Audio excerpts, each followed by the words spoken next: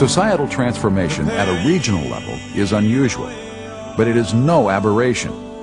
As history reveals, it will occur whenever and wherever God's Spirit is given room. Like the high Arctic, Scotland's remote outer Hebrides echo with tales of the supernatural. And like the far north, this rocky, windswept armada seems an improbable place for God to visit. Yet the heavens have been rent over this ancient land with remarkable regularity. These visitations have been called revivals, but they are unlike anything most of us have ever experienced. History records gatherings of 9,000 people, but that's difficult to take in because there were only 12,000 people in the island. In 1949, the presence of God descended yet again, this time in the parish of Barvas. The refreshing was certainly needed, but it did not come easily. Religious pride and legalism had created deep divisions within the church. Some clergymen refused to believe that God could do a great work that did not begin with them. When the refreshing did come, they opposed it bitterly. There was such tremendous opposition from the largest denomination. Mary Peckham was a teenager when the revival broke out, but she can still remember the spiritual coolness that preceded it. The spiritual temperature in the island before the revival was religious, but certainly not lively. It was a spiritual winter. Not everyone was ready to bundle up.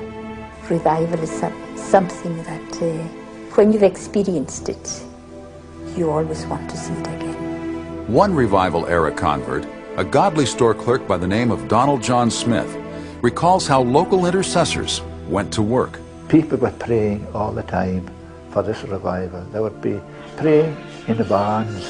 You would hear them praying. Among the more fervent of these prayer warriors were two elderly sisters, one of them nearly blind, praying for revival several times a week, often late into the night.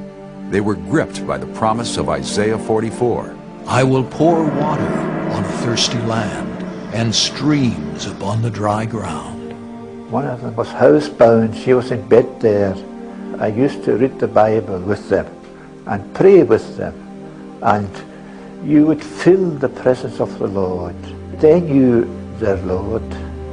Challenged by the faith of these godly women, 7 church leaders gathered in a nearby barn to pray. For months, they pled with God that He might kindle a greater appetite for His presence. That was the defining moment of the beginnings of the revival. It was 1949, in the middle of the year. As the elders continued their travail in the barn, they began to notice the lights in nearby crofts and farmhouses burning late into the night. Some never went out at all. The people's hunger for God had overtaken their desire for sleep. The elders realized their prayers had been answered. It was a community at prayer. Their faces would be tear-stained. There was such an expectancy, such a desire. And these prayers were travailing. They were painful praying. Such a longing that God would come. And God answered. With nothing more to delay Him, Jehovah drew near. Something very significant had happened the previous night. There was something quite strange, almost eerie, in the atmosphere of the house. We felt this power, and afterwards even the dishes were clattering. It was as if the Lord came down with a mighty wind. The house shook with the power of prayer and the presence of the Lord. And people were afraid because this was a supernatural happening. The Shekinah glory of God descended upon the community. A tangible supernatural light hovering around many of the farmhouses. There was lights coming on houses. The glory of the Lord was just shining around about them. They were all stunned. They couldn't say a word. What could they say? Be still and know that I am God. That's all we said. Around 4 o'clock in the morning, a crowd of several hundred people gathered outside the community police station. Many had traveled from neighboring villages, drawn by an incomprehensible power. Walking on the main road, they would be crying out to God to have mercy on them. They were lying down on the road, for God to have mercy on them. It was as if we were suddenly in eternity. Eternal issues, eternal things were very, very real to us. A key figure in the unfolding revival was the Reverend Duncan Campbell, a fiery preacher with the United Free Church. He would storm up and down the pulpit, the perspiration would run down his face. Oh, my dear people, listen, the secret of the Lord is with them that fear him. The meeting halls were packed. Just as many unbelievers came, many all over the island they were coming. The church was crowded to capacity. People sat in the windows. Just as many outside. Oh yes, just as many outside. You can make a community crusade conscious, the fiery revivalist would say, but only God can make a community God conscious. You see, the presence of God puts to flight program.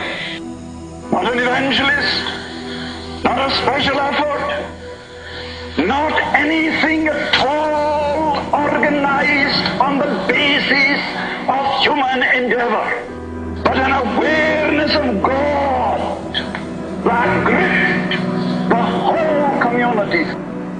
Soon the moving of God's Spirit was felt on other islands, including Harris, Bernera, and Tiree. But it was the revival on North Uist that Jean Blanchard remembers best. The year was 1957. There was an awareness of God's power working throughout the island. People were being saved every night. Lives were being transformed. We could only say, God came down. As news of the revival spread, several reporters showed up on the island around Christmas time.